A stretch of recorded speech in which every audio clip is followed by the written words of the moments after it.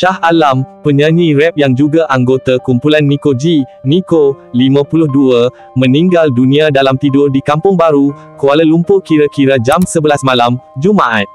Berita pemergian Allahyarham Nico atau nama sebenarnya, Abdul Fashah Abdul Aziz disahkan oleh bekas pengurusnya, Ayub Abdul Majid.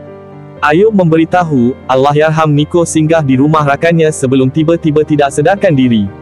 Sudah menjadi kebiasaan arwah singgah di Kampung Baru walaupun tinggal di Ceras.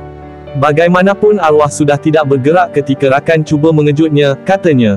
Jenazah kemudian dibawa ke Hospital Kuala Lumpur untuk bedah siasat.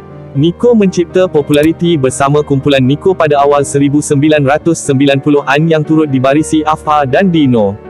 Kumpulan Nico mula aktif pada awal 1990-an dan pernah menghasilkan 3 album.